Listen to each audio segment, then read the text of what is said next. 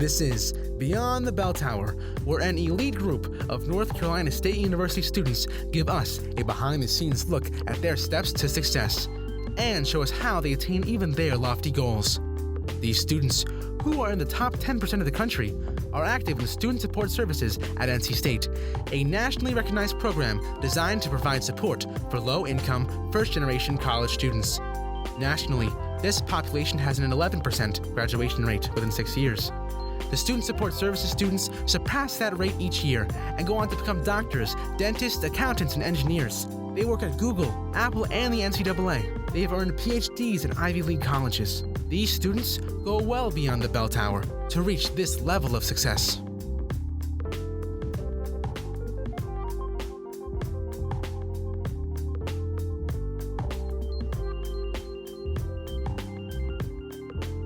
Hi, and welcome back to Beyond the Belltower. My name is Ricky Dowes, and I'm here with Indira Gutierrez. Hi, Indira. Hi, Ricky. Why don't you just kind of give the audience an introduction to you, give me an introduction to you, just what do you feel like people should know?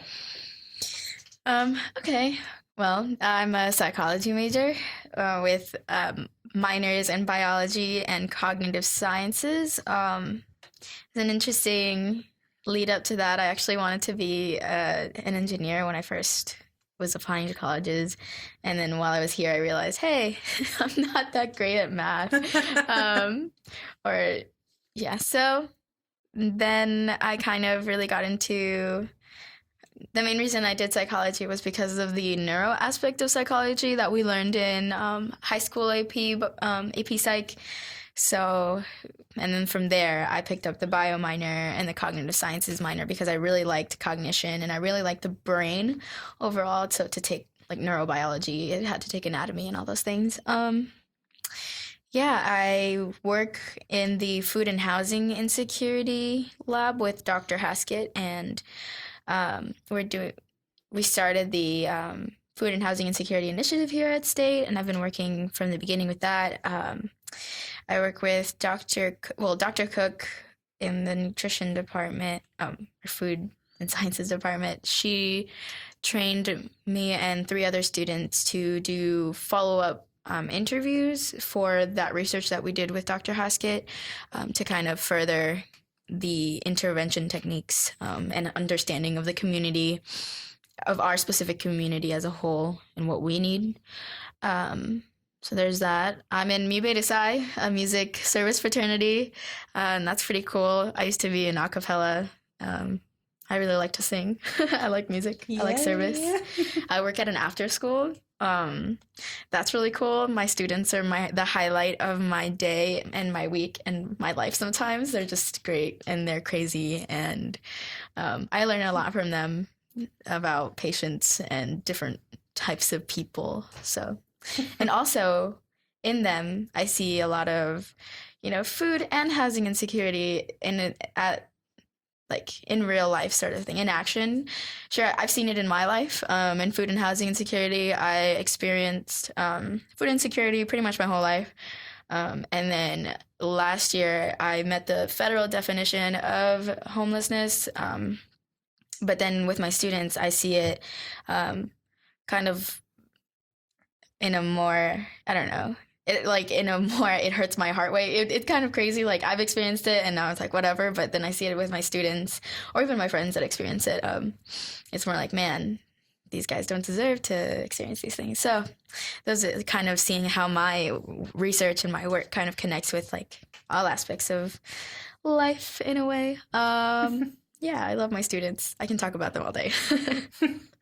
I was listening to some of what you were talking about with your major and how you came to pick all those majors together and how that ties almost back into the food and insecurity, and then how that relates back to your students. And it seems like there's a lot of interconnectedness in what you do here at NC State. I remember you were at the brunch with Dr. Eden, all the way back in August, I believe. And that was one of the themes of the conversation that we were talking about, is how all of it really ties together. So I guess I just wanted to talk more about how all of this comes together and forms like the way that you think about life. Okay. Which is very like a very philosophical type of question to be asking at like 12:30 in the afternoon, but No, definitely. It's kind of crazy. Like growing up in a single parent home, and you know, you think that everything you experience when you're a kid, like everybody else experiences, is like, oh, like we used food stamps and stuff like that. So that's like, well, I do not that not everybody used food stamps, but in my mind, it was like people know about it, like it's not a big deal. But then sort of like, then you let things slip, not slip, but you kind of just talk about your everyday things, and your friends are like, what? No way. Or like you use the food pantry, and someone's like, bruh, like you don't need to use that you're going to hell for using the food pantry, like for you're taking that resource from people who need it. And I was just like, what? I need it. I'm poor. This resource is for me. Like the food pantry on campus specifically is like, it's for the students, for the staff. Like it's there for people to use. And need doesn't have a specific face. I'm a regular student, you know, I have friends, everything, but then, you know, I do have these like financial burdens. I've had financial burdens, or like not financial burdens, but just those aspects that not everybody experiences, and that for a lot of people might seem kind of like, oh, you're not the typical person that would need those resources, which is kind of funny. So connecting it back with all my like experiences and my students and my research, and how I view life, right? Yeah. Like, because I mean, you know, we're sitting here now. You've just like literally been this incredibly bubbly person in the first like 15 minutes that I've met you, and I'm just like, look, I just woke up 30 minutes ago. Can y'all give me a minute to power up? Like, yeah. You seem like you're just so lively. Mm-hmm. And when you talk about all the things, you know, in your childhood you've been through, all the things you've been through recently, experiencing food and housing insecurity, and then with all the work that you do on campus, it's like, how do all those experiences make the Indira that I'm sitting in front of right now? Yeah, I think that those things have made me like very open to. I also worked with students when I was in high school too. I was also an after school teacher, and I worked at a program there, and they were of the less affluent area of Charlotte as well. So and they were, a lot of those students, like their parents and families were Hispanic, and some like they had their financial struggles and like legal struggles and stuff. So those students would like open up to me and talk to me about that. And it's like I would see myself in them. So just like through my students, I definitely like connected those things. It was like from the start, I didn't know that this was going to be my passion. I just like cared about students, and it just seemed incredibly distressful that these students were experiencing these things. Like you could see the difference. You can see the difference in the cognitive stamina of a student that, you know, only eats at school and at our program. You can see that versus a student who like eats pretty well because they have a stay-at-home mom, you know, like they're fine. And then the students that eat like junk food all the time because it's cheap and filling, and that's the only, like they have parents that work work a lot, so they're just like, okay, here, have some McDonald's, it's quick, it's fast, I don't have to cook, or like it's, you know. So kind of seeing that, those were things that really made me like have that interest in food and cognitive ability, and just like how unfair it was that like these things were happening to these kids that, you know, they don't choose to be born into need, you know. And so for me, learning about how the brain works in college, learning about food insecurity, learning about all these things through my research about, you know, Wake County itself grows 63 people a day. It has a growth rate of 63 people per day. And then how that affects, you know, food insecurity and housing insecurity for families that are already living at the poverty line. Like, it's insane because we're growing so much. People that have money are coming in, and then the people who already live here and are living at these with these struggles, it's just going to get harder because like their resources are being taken up, and then cheap housing is being taken up. Wake County has over 10 food deserts, which is basically saying like they don't have the availability of nutritious foods is not abundant. So like either they just have the corner store, and corner stores are just like candy, whatever, bread, stuff like that. So why are these things happening? Why are there these big spaces of need and under-resourced communities? So that's from my research, I've learned these things, and then from my life, I just don't understand why these things are still happening, because how are you supposed to be an effective member of the community if you are struggling to get the food that you need, make sure that you can actually sleep in your home, make sure that you're getting your kids what they need, and yourself what you need? So it's kind of insane to me why those things still happen, why that's legal, 'cause it's like nutrition. If life is, living is a human right, you can't, people aren't allowed to infringe on your rights. Yeah, like your right to, to speech, your right to, why is infringing on your right to have a nutritious meal? They're like, you shouldn't have to go through so much outside, on top of like having to go to work, having to make sure your kids are good, having to make sure that you have your bills paid. Why should you go so out of your way to find nutritious foods if you're living in a food desert, for example? Like, why are communities left in just this need? So I remember because like that just reminds me of something that like Sarah said one time, where it was like, there are laws against discrimination against every group of people except low income. Yeah, like, what's up? Like, how is this legal? How is this legal? And it's insane, because eating is a human right. Being able to have food that fuels you to go about your day is a human right. Like, parents who are working, they should be able to be, if they're not eating right, how are they going to be successful at work? And then how is that success at work, if they're not eating right, they're not doing well at work. And if they're not doing well at work, that affects their income. And if their income is affected, then that affects of the resources that come into the home. So it's like, it's a cyclic nature of poverty, and it sucks because that shouldn't be a thing. People should be able to get like minimum what they need to be awake, alert, cognitively available. Students, little kids should be able to, not be hungry in school, not be hungry, at my after school. It's just like, you just see it. You just see the differences, and it breaks my heart, because these students, they're just trying to go to school, but instead they were like thinking about food and like, hey, I'm gonna keep this food in my pocket that's here and bring some home to my family and stuff. Like, that shouldn't be a worry for a kid.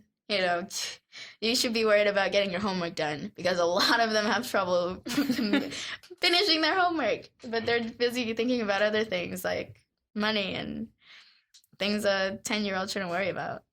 Yeah, it's like you said, just having all that on your mind while you're trying to be a student, while you're trying to be at work, while you're trying to make your situation better, so that way you don't have to think about this stuff anymore, but it's still on your mind. Like, it's still on your conscious the entire time.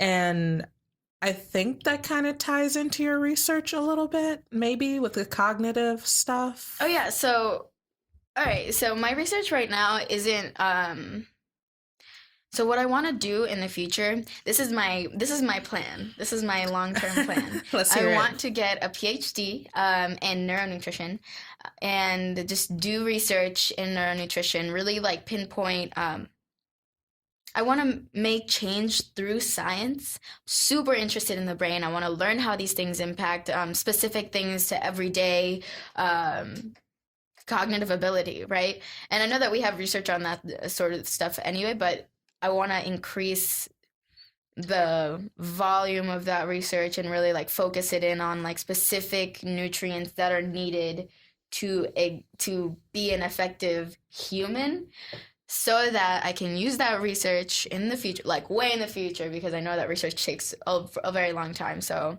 to push policies that keep communities malnourished. And that's my plan. I want to get a PhD, be a professor, be like the professors that currently inspire me, because they're with their science and their teaching ability. So yeah, sorry. I want to be a professor, just like the professors that have inspired me and that also do research. And like my Dr. Mary Haskett, she's my research professor now. She's super amazing. She's just like a force to be reckoned with. And she inspires me because she sees a problem and she goes and does something about it. And then she uses the science. She uses psychology. She like is doing this research, getting things done through her like power as a scientist. She's like she uses, I don't know, like don't talk about it, be about it. Yeah, and I'm all about that. All like the professors that I know, people that have written my letters of recommendation, Dr. John Meitzen and Dr. Natalie Cook, like they're amazing professors and also amazing people that like use their work, that are passionate about their work, about their research, all their research endeavors, and I want to be like them. I want to be passionate about my work and use it to make change. And on top of that, on top of how influential they are in the community, they're also influential to their students. I'm so inspired by them. I mean, look how they've changed your life. Yeah, I came into college thinking, I guess I'll do engineering, like eventually I'll get there. But now I want to be a neuroscientist, a neuronutritionist. And it's because of people like them that have inspired me with science. That you can be that change. And I see it now already in the way that you teach after school kids. Like you can be that influence in somebody else's life, and that is an effect of someone else being an influence on yours. Yeah, I wish my students saw that way. They call it preaching. Oh Lord, here she is preaching again. I promise you, like 5-10 years down the road, they're gonna be like, let me tell you about this after school teacher that I had. And she preached at me. Preaching, like, all right. Can you like tell me a little bit more about the research that you've done with Dr. Mary Haskett? Yeah. So we started last year. It was really interesting because right before I started my research with Mary, like that the first few weeks of junior year was when like all that happened with my mom lost the apartment and stuff. So that was interesting to come in with a little bit more insight on the goings on of food and housing insecurity than I originally expected. Like I have had experience with food insecurity like throughout my life, but housing insecurity was never like an issue until then. So it was interesting, like coming in, wow, all right, I got this background knowledge too. So anyway, going in, we started, creating this survey for students at State to kind of get an overall idea of what our students are experiencing. So we sent that out. It was a representative sample of the student body. So the data we collected through this student survey was, about the experience of students at NC State. Like, are they experiencing food insecurity? If so, what resources have they used? Are they experiencing housing insecurity? If so, what resources do they use? Like, how does that affect your well-being? What your GPA, like, what is your current GPA? Stuff like that. For well-being, we used the World Health Organization 5 Well-Being Index, and that was that's kind of like a scale, a Likert scale, 0 to 6, to see like with a bunch of questions like how do you are you experiencing anxiety, depression, sort of those things on a scale. Yeah. Not those specific questions, but questions that approach the anxiety and depression sort of thing. We sent out the survey to 7,000 undergraduate and graduate students that were randomly selected by the University Research Office to be the representative sample of the student population. And then that email was sent via invitation to participate in the study through email invitation. And the students, we got a 28% response rate, which is a pretty like high response rate to surveys, to research data that's collected that way. Yeah, so a total of 1,949 students participated on this online survey, which is solid.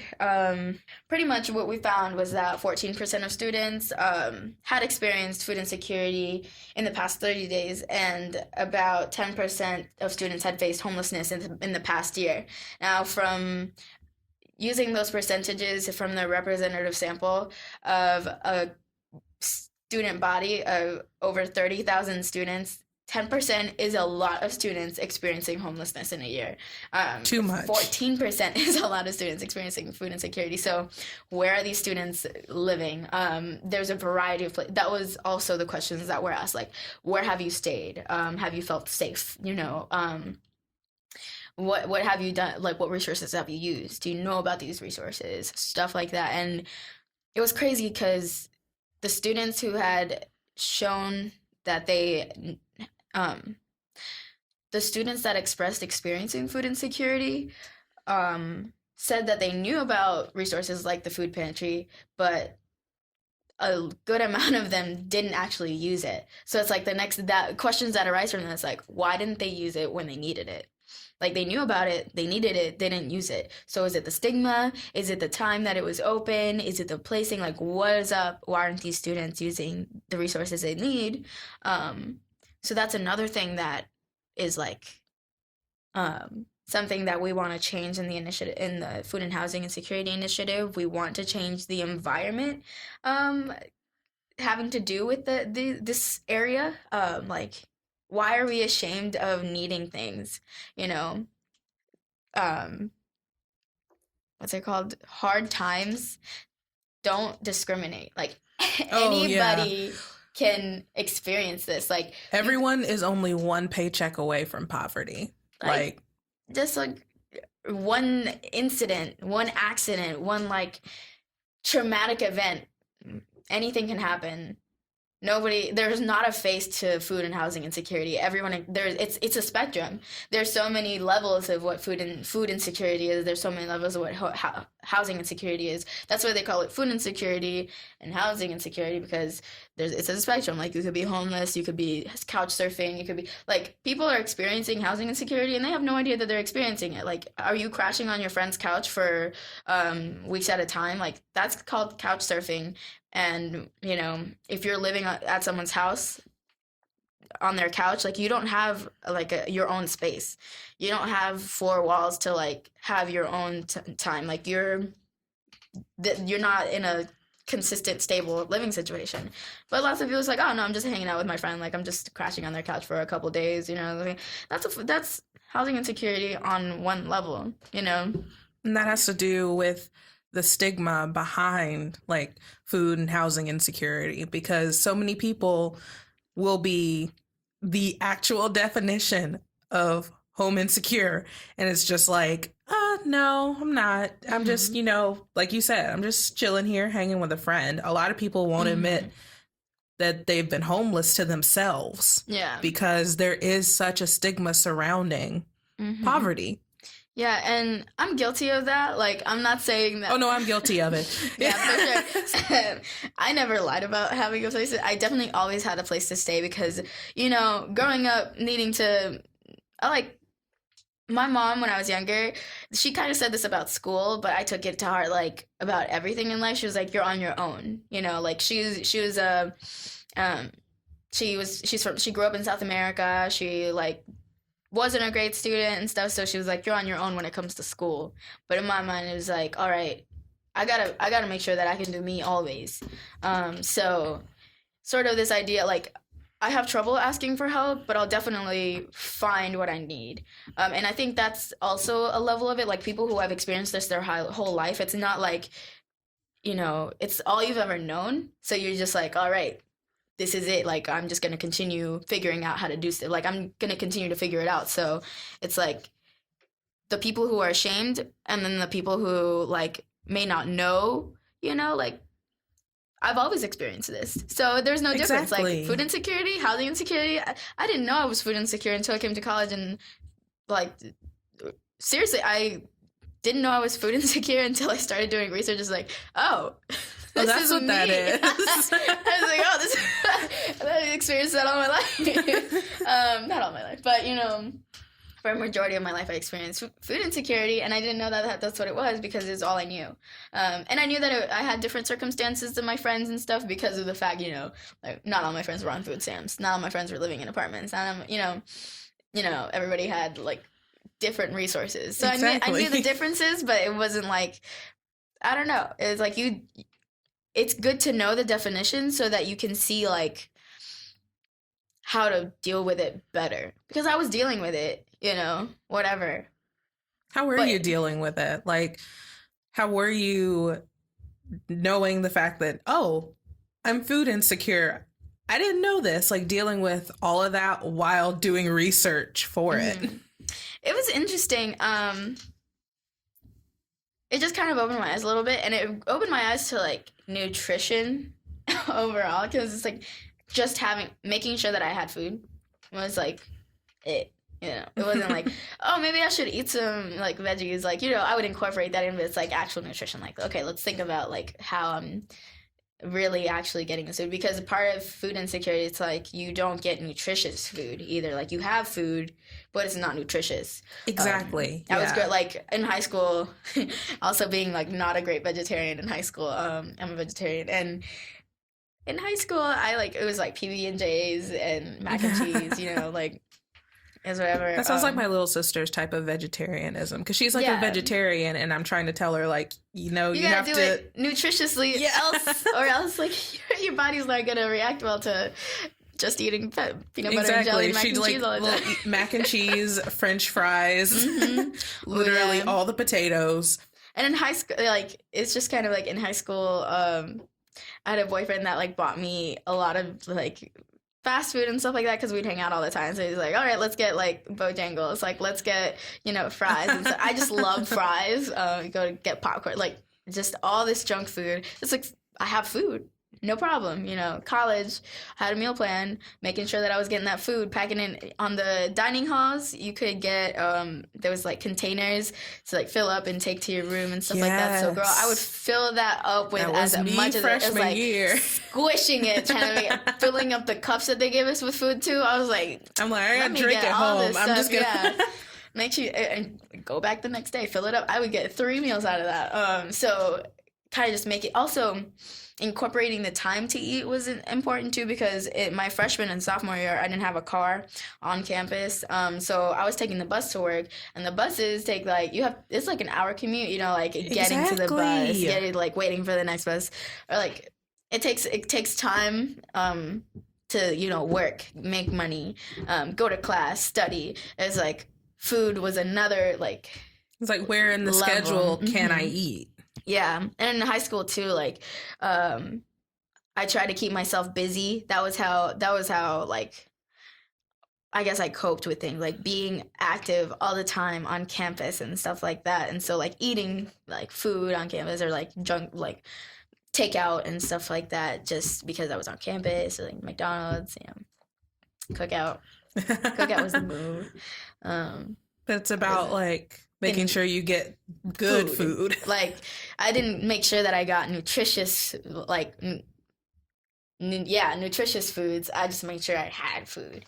And that was how I was dealing with it. So then learning about food insecurity and that, like, nutrient factor was another way. I was like, all right, I need to do better. I need to, like, I was already trying to eat healthier, but I didn't really know what that looked like because, again, I didn't grow up eating that healthy. Yeah. Just like whatever, eat whatever. Not saying that my mom didn't try to push like healthy eating. She But definitely it's like did, when you but grow it's up like, low income, you buy what you can afford, and half the time it's not the good stuff. and also like my mom didn't cook like that either. So it's like, no, it's not her fault at all. But it's just kind of like, that's another thing. Like people blame the adults, but it's like, come on, They like, really tried as hard as they could. They try, you know. I never felt like I was without as a kid. Like never. My mom made sure that she put herself through financial struggle just so my sister and I could have like, so we didn't feel like we were poor, and or we didn't feel like we were on that line, which we were, but she made sure that we didn't feel like that. So I really appreciate everything my mom has ever done for me and currently does for me. She's great. Oh, so yeah, just putting that out there because it's like there's this thing, and I've heard a lot of students that when I've talked to people now, a graduate student that, yeah, like hearing her story and like how she grew up, like her situation, it seems like it was like way worse than mine financially, and like she was saying that people would blame her parents, and it's always like, no, they're doing the best they can. They like, are very much a victim of the society that I am. Yeah, like this is a vicious cycle that there's systems in place to keep people in poverty. So it's just like you can't. There's not one person to blame. You know, it just happens, and the way that you roll with the punches, is how you deal with it.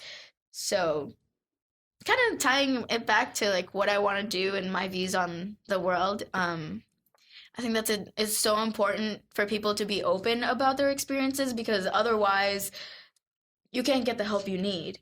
And that's why I'm such an advocate for, you know, talking about my experiences, because I know there are people out there that are experiencing like worse things. There's always someone out there experiencing something more aggressively than you are, and it's like, but they're not speaking up because, again, the stigma, or maybe they're just like, they're not ready to talk about it. I know that for a while, whenever I like told my story, and there are other aspects of my life that, you know, I really don't talk about, but because it's hard, because you like try to talk about things and you choke up because like, this is something that I don't talk about, because this is something that I've been working to get out of, you know, so you don't want to dwell in it.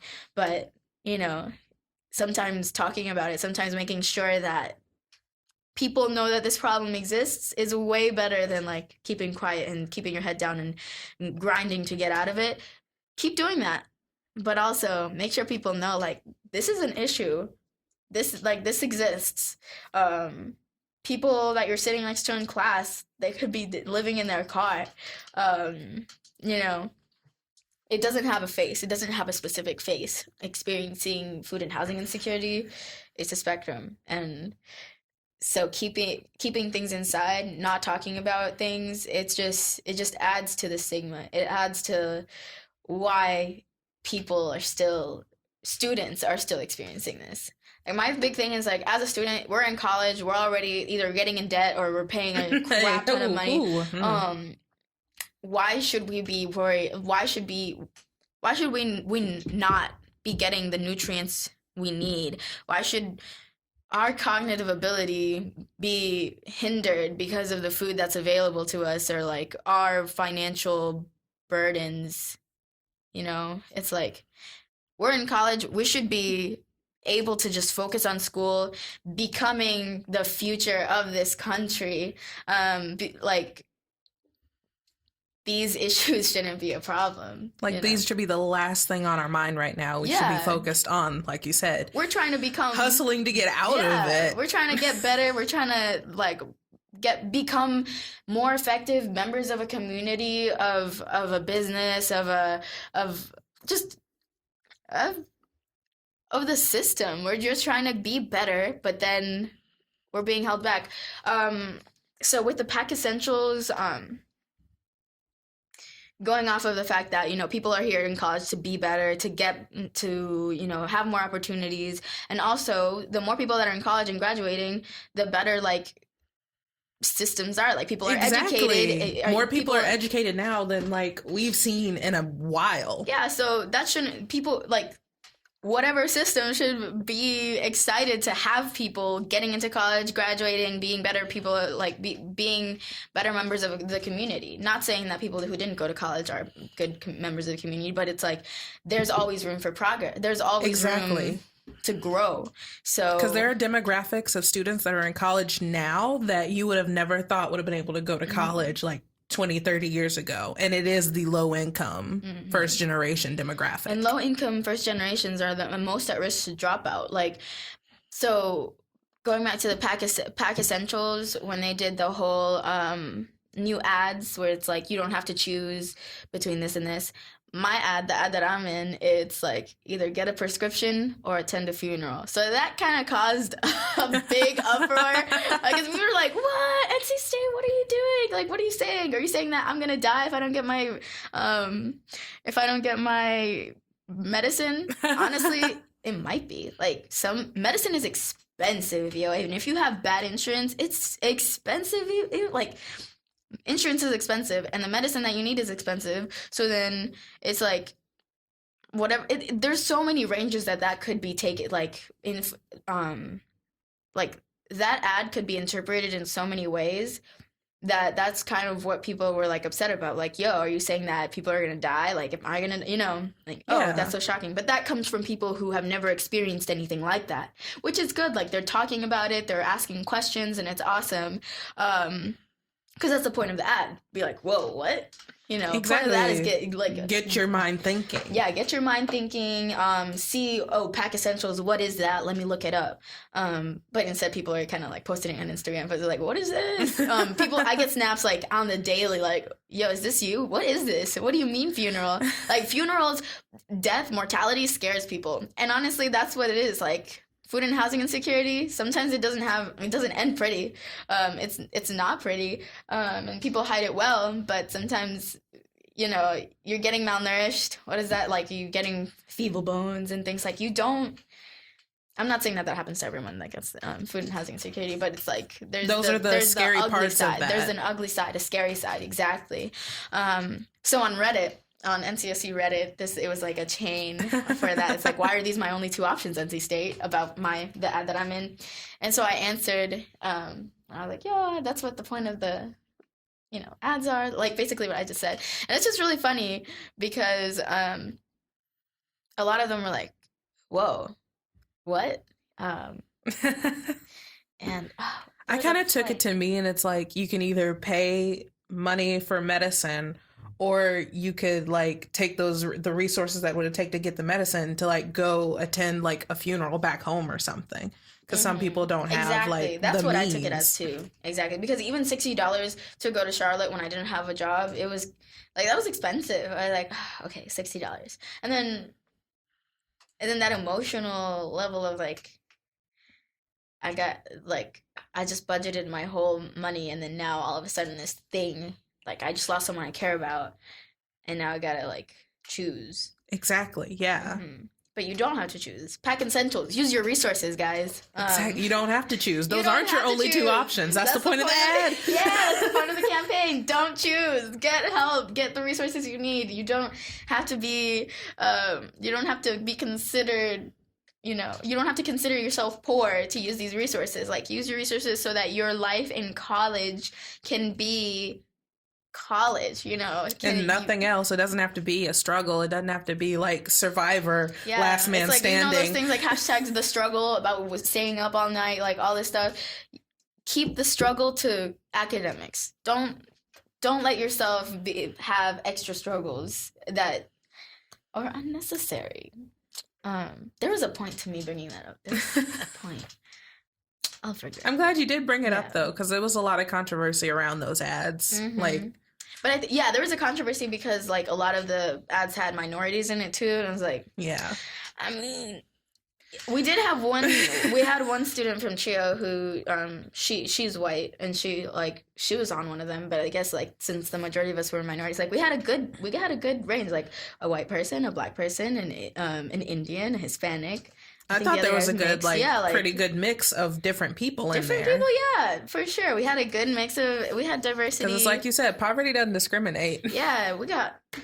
And then it was just like, it was ridiculous when Sarah asked me, he's like, yeah, somebody's upset because there's a lot of minorities on it. I'm like, Well, just, I mean, sometimes that's that the should case, tell you something. Like, life does not discriminate. It will hit all of us really hard. yeah. However, there are systems in place that make the minorities more vulnerable to poverty than, other demographics. Like Wake County is experiencing over 10 food deserts, and that's ridiculous. Like, it's housing insecurity is expected to grow as communities grow, especially in Raleigh. Especially one of the fastest growing cities in North Carolina, and you can tell because my rent went up. So. Yeah, that's what. Like in Charlotte, I lived in like where I used to before my mom lost the apartment. Like that apartment complex, we had like drug issues and stuff like that. Like that building, you knew something was up, and then we didn't have bushes. Like bushes were like little kids would be pushing the bushes down, so we didn't have bushes out. It wasn't like in a bad area, but it was also like it was just an apartment complex that wasn't necessarily beautiful, but it was like whatever. And then our rent went up. It was from like $700 a month to like $1,000 something a month, and that's why my mom lost the apartment because it's just growing. People want things to be more appealing to people that are coming in, so what up, that's happening here. And it's obvious there's plenty. It's much more. I feel like in Raleigh compared to Charlotte, I feel like that divide is a little bit more apparent. Yeah. And then it's like it's that apparent, and you're gonna just like not even think. Like close to my after school, they're like rebuilding a bunch of houses, and they look like a bunch of hipster, like weirdly shaped houses, and I'm like, oh my god, no, because this is the neighborhoods that my students live in, and it's like they're like, I hope they'll be okay. That's what I think. Like every time I go to work and I'm like, look at these houses, like they're finishing these really nice houses around here. Like I hope that whoever's buying these like broken down houses aren't gonna try to like buy out. Yeah, because that's like the homes of my students. Like yeah, it's like people live here. It's not just like like your property value is down because this building just doesn't look right here. No, people live in these houses. So again, like I hope that there's more research on things. I feel like housing insecurity there's not like a lot. There's more things happening for food insecurity than housing insecurity. So that's something that on campus we're trying to address through the Food and Housing Insecurity Initiative. Like we've noticed that there's a lot more resources for food insecurity than there is housing. So that's been something that we've been trying to push. Like a win for us was when we got dorms to stay open Thanksgiving break. That was a huge win. Oh my god, yes. Like for me too, I'd be like, all right, I guess I'll crash on this person's couch because it was like expensive going home. Like when I got a car, it was like, yeah, I got a car, but now it's like a 3-hour drive, the car, the maintenance, all this stuff. Like yeah, I'm from the Charlotte area too. Yeah, it's in Charlotte. And even though it's not that long, it's still like something on my mind. Like, all right, the money, gas is not cheap. Yes, so it's just a lot of layers to food and housing insecurity.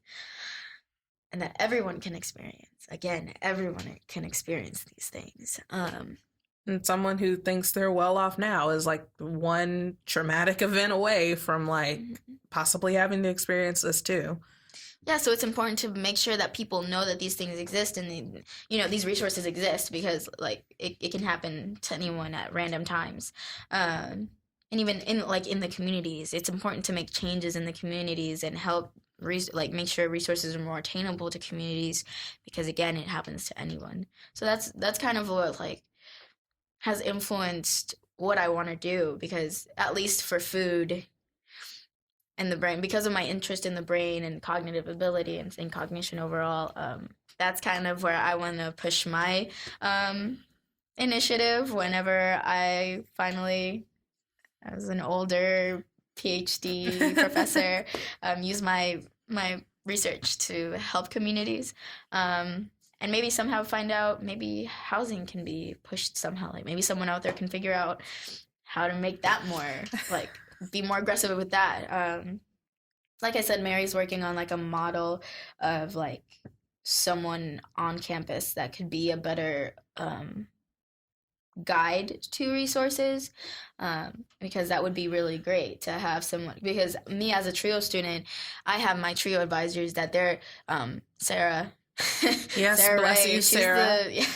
Like literally everyone, something that Mary mentioned a lot in the initiative was like when she was trying to figure out where the resources were, she was always led back to Sarah. Like Sarah is the point of contact, and without even like that's not her job, but it ended up being her job. So Mary's trying to create more Sarahs. And Sarah is a TRIO advisor that's just very knowledgeable about financial aid. I mean, like, financial resources, like food and housing and stuff, like just in general, like, trying to get people through needs.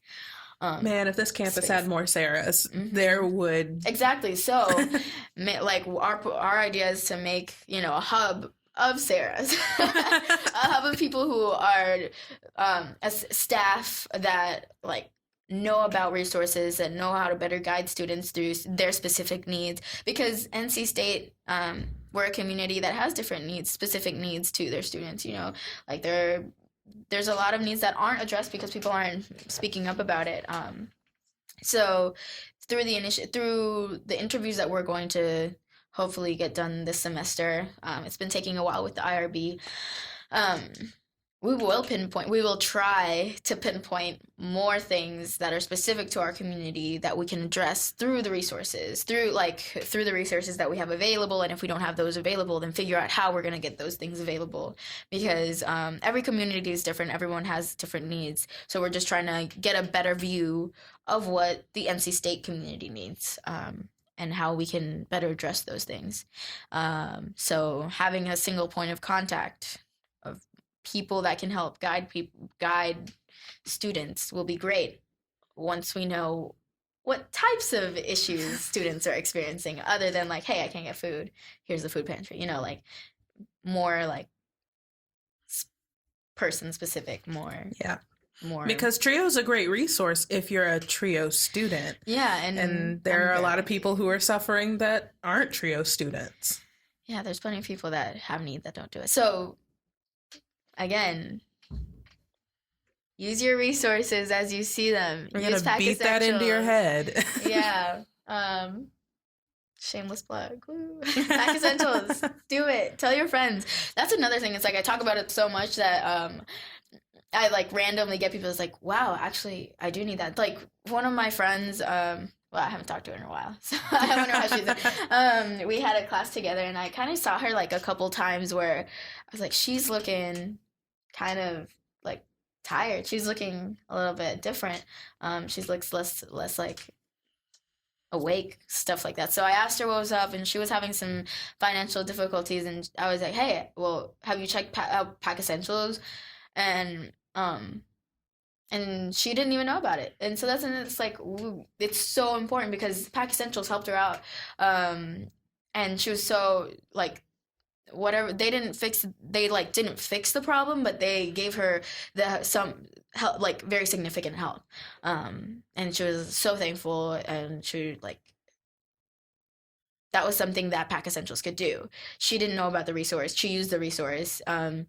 She's not someone that's like sees herself as food and housing insecure, but she was experiencing it, and she didn't know. She didn't know where to go. So and you pointed her in the right direction. Yeah. So there should be. So like it's like we need to get it out there. Make sure people know like this isn't just a specific face. There's like I just want to. Everybody can experience these things in like little or large ways. If just ask for help. Ask for help, or ask for resources, or like ask for a friend, but it's really you. Like it doesn't matter, because you apply, you use Pack Essentials, and it's an online thing, so you don't even have to show up anywhere, unless they want you to. I'm not really sure how it works, but it's like it's a form. You fill it out, you like express it, what you need, and stuff like that. And there's different things that you can get. You can get clothes, professional clothes on campus. There's so many things. Just that's another thing that we're trying to get, like, maybe incorporate it in the what's it called when you're a freshman and you come in orientation. Yeah. Like, please, start early. yes, starting early. Orientation. Get these kids, like, it's a lot of information. I know orientation's like, but if I knew this information freshman year, if I knew any of it, I would not have, my freshman year would be totally different. Exactly. So going back to the Reddit feed, I remember the point. The point was someone commented on there that this, like, this broke my heart. I was just like, someone commented that, hey, if I had known about these resources, I definitely would have still been at NC State. I was like, exactly. People like that are the reason that, like, this should be, like, dropout rates, our wolf pack. There are people hurting, there are people struggling, and then they just drop out. They like, whatever money that they spent on classes and all that stuff, it's like they're still in debt. They didn't finish college, and that's not cool. You know, there are people here in our community, our peers, that are experiencing these things in silence or not knowing that they can get help. And it's so important to get that out there, whether you think you're experiencing it or not, or whether you think one of your friends is experiencing, just put it out there. Giving NC State Giving Day, March 27th is coming up, and they're going to do a lot of cool stuff. Student Coalition for my research. So it's kind of like a branch off. We're trying to start the Student Coalition, make it a organization here on campus. And what that is kind of like getting all the student organizations to know that, to get into contact with each other and kind of keep each other updated about, like, what they're doing for food and housing and security efforts. Because not all organizations do things for that, but sometimes, like, let's do this one thing, like this charity event, like, let's do like a food drive or something. Like, sometimes people do that, or like, let's just do something random, just so the Student Coalition will be a central place for student organizations to kind of, like, keep each other updated, and also have a unified message about food and housing and security.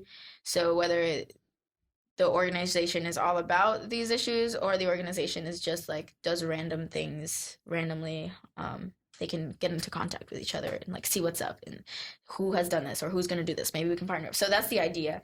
And also just getting the community involved. But again, that's in the works. That's in the works. Yeah. So hopefully next year.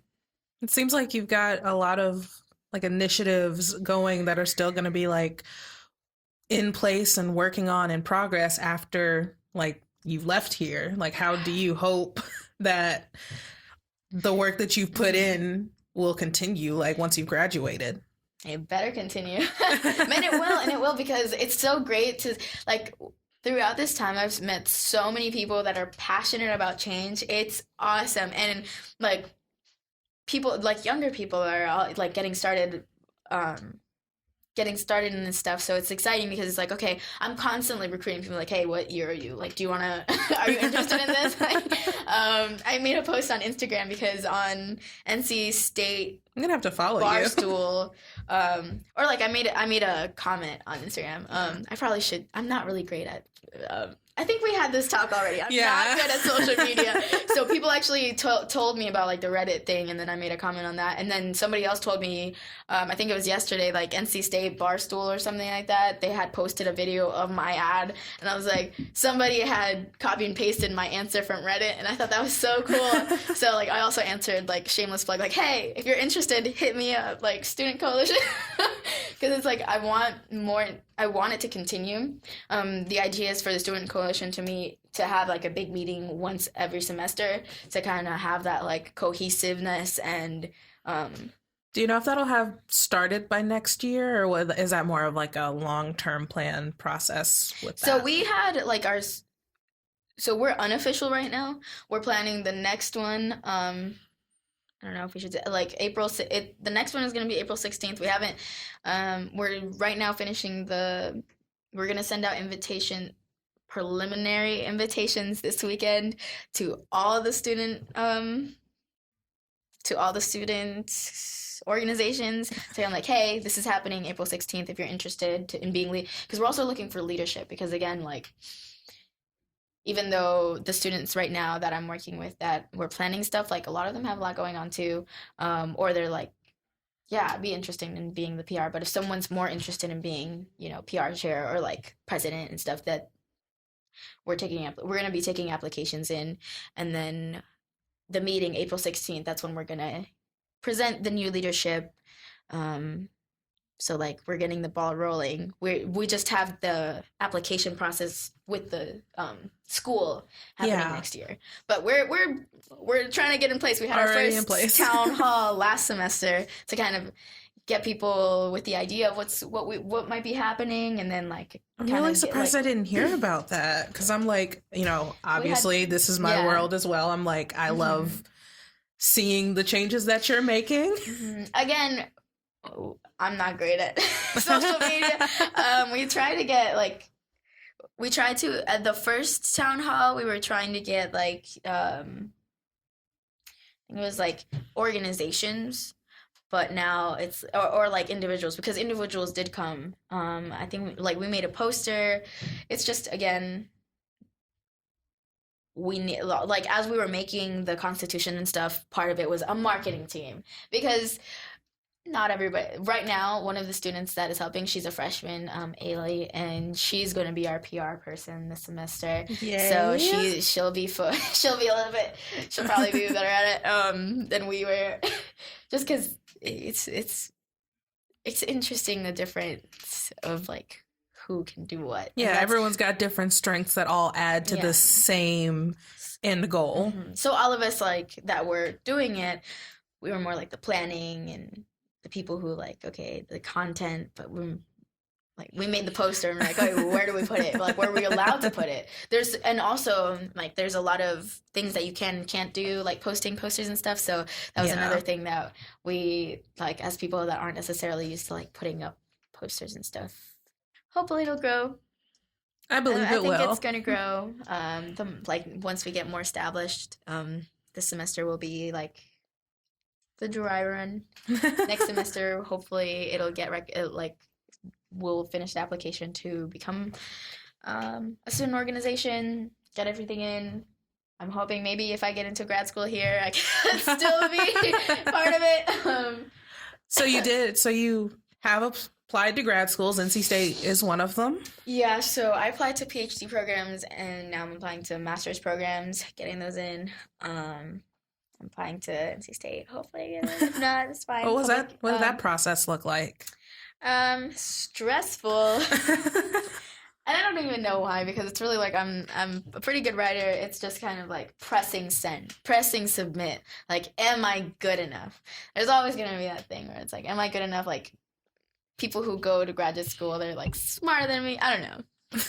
It's like, that's something that I like. That's that imposter syndrome sneaking up on you. Yeah, it happens. But pressing submit, that's the big thing for me.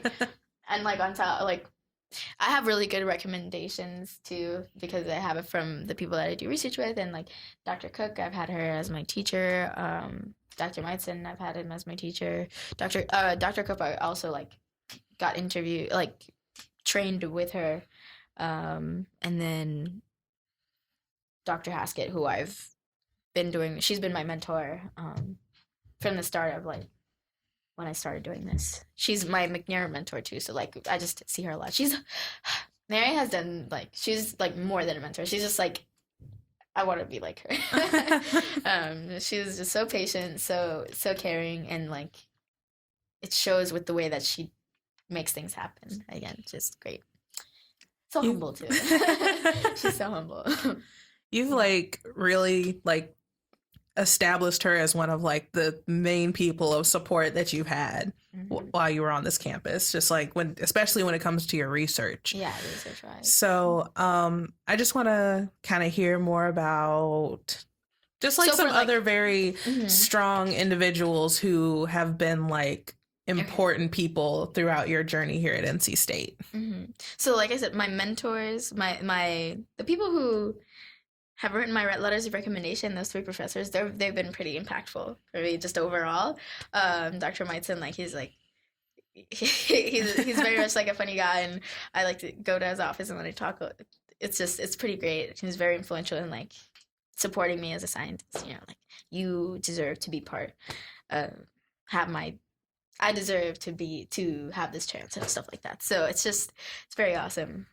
Those professors are very influential, have been very influential and very supportive and very impactful. But also Sarah Wright. She is amazing. She gives me the tough love I need.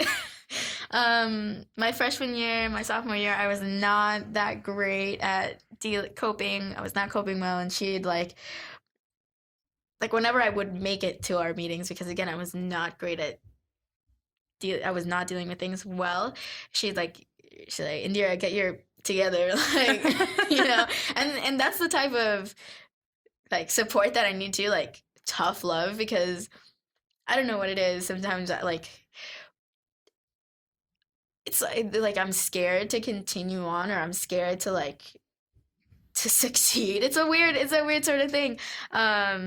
And it was like, oh, what are the obstacles? Like I just get stuck thinking about the possible obstacles, and it's just like, what's the obstacle of pressing submit? What's the obstacle of doing this? Like just do it. Just do it. Just do it. So it's like, that was kind of Sarah for me for the beginning. So it's like, it took me a while to come around, but her like being consistent with me and like not giving up. And she was, yeah. She'll do that. Yeah. My mom, she's great. She's my mom. She's always going to be there for me. From day one. Yeah. Trying to think who I've been oh my gosh, my boss. My neighbor to neighbor, they're really a family. I have technically like 2 bosses, like they're married, and Royce and Julie Hancock. They are amazing people. And I just feel like Royce, I think this year he's I think it was like a couple of weeks ago, he's like my nickname is Emmy, and like, you're the daughter we never had. I was just like, oh my god, I was just gonna cry. Like, they've become such a huge part of my life. Like, I didn't expect that from, you know, the work study job. I just wanted to be active in the community with students, inspiring kids to be excited about school. They still aren't, but we like, I try to like, oh yeah, you Spanish, learn languages, learn math, science is dope. So they have just been a huge like just support in my life. Yeah, they're great. My friends, you know, very supportive. You were a little, you know,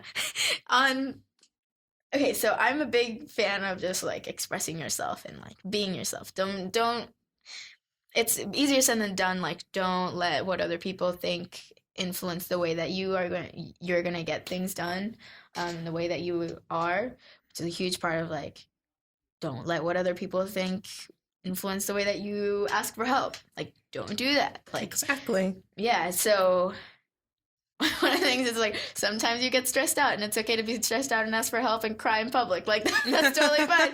And on India Chill, they had like a board saying like, what are you proud of this semester? And I put like a sticky note like, casually crying in public. Like, I'm pretty proud of that. Like, I would never have done that ever in my life. But I've like, throughout my support systems and stuff, I've been more capable of being vulnerable and being okay with it, because that was something like, I didn't like crying or like even expressing that. I like was kind of like it's a bound. Even now, like, it's still kind of like I feel like that's a boundary that I set up for myself. Like, it should be okay to express what I'm feeling, what I need, and it's something I think I'm going to constantly need to work on. But because of these support systems and just my general experiences in college, I've become more comfortable with expressing myself, whether it's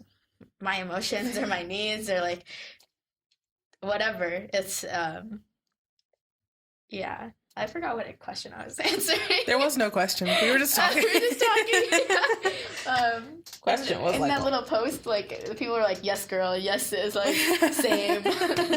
Casually crying in public, and that's not abnormal. Like I've seen plenty of people cry casually, but like just be crying on campus, and I'm like, I get it. It's like, yeah, I get that. Sometimes you just need to cry, and you should College do it. is stressful. Yeah, and you don't know what they're going through, so it's like, I get it. You need to cry. If you need to pass out on that couch out there, you pass out on the couch. Like, it's not abnormal to see people sleeping on random couches on like random places on campus. Like, yeah, I was sleeping in Tally at one point. Just you sleep where you need it. You cry where you need it. Like, just do you. No matter what anyone thinks, get what you need to get done, and make sure that you're asking for help, because that's the only way you're gonna get things done when you need it. You know, like. It's just, yeah. That sounds like a really good headway into, like, I guess, our conclusion of this podcast. Because, like, yeah, do you forget literally what anyone else has to say or thinks, for that matter. It's easier said than done, but, work on it every day. Fake it till you make it, Yeah. It literally just fake it till you make it, and eventually you will believe it. But then there's just like, people have to do what they got to do. If you got to cry in public, do that. If you got to, sleep on the couch in park shops, do that. Like right in front of Port City Java. I'm not going to judge you.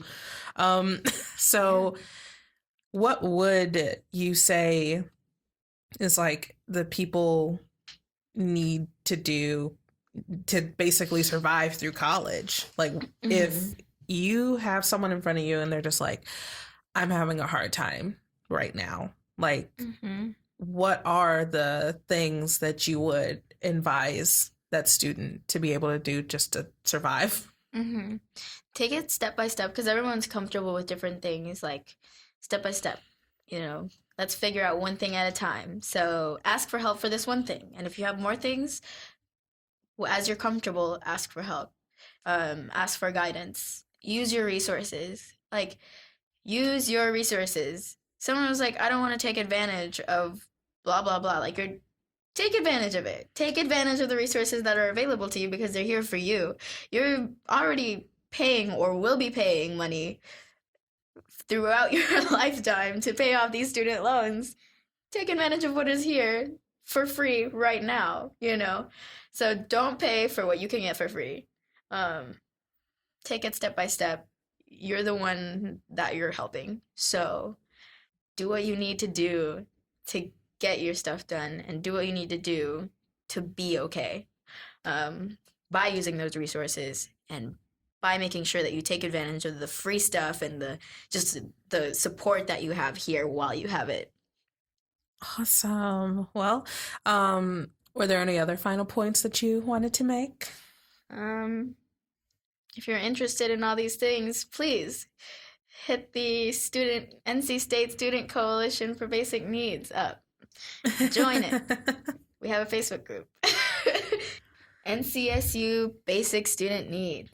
Yeah, and basically the idea of that is just for people to stay updated for what's going on with the coalition, but also if you're in a group that isn't necessarily part of the student coalition and you just want to like, hey, this is happening too, or like if people have questions, like we'll try to let you know and update you and about what's going on campus, like Giving Day and like all these activities having to do with food and housing insecurity. Or if you have suggestions about things that you specifically need as a parent on campus, like what are your thoughts? Come to the student coalition things. Town hall, stuff like that. Yeah. I love that it's also a resource for parents, because I feel like you said, implementing more of these groups at like orientation or something. Like my parents had tons of questions coming into college when I came in, and it's like, you don't know who to ask. They were just as, clueless as I was. Didn't know. But like also students who are parents, like exactly mothers, the non-traditional students. Yeah, non-traditional, like there's just so many things. And yeah, parents can come look at it, like what's going on campus. Like maybe they're doing research for their kid, because sometimes parents do that for their kids. So here's a place you can see things. So post because Hey, all the plugs. yeah, we're trying to get that out there. So yeah. Awesome. Well, Indira, thank you so much for sitting with me and talking to me today. It's literally been so refreshing just talking to you, seeing all the good stuff that's happening on this campus, knowing that this is going to continue to like go on for years to come after we've already graduated. So like, you did that, girl. This is your legacy happening on this campus. I wasn't the only one. There's a lot of students. Oh yeah, there's so many that have sure. like, but yeah. Yeah, I'm part of it. And it feels great to be a part of change.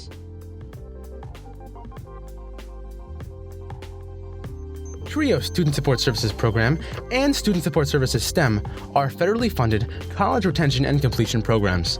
These programs focus on academic, personal, and career support for under-resourced undergraduate students. At TRIO SSS and SSS STEM, our goal is helping our students reach their goals. We are currently accepting new students to our program. Apply today. Go to www.ncsu.edu to learn more about student support services at NC State.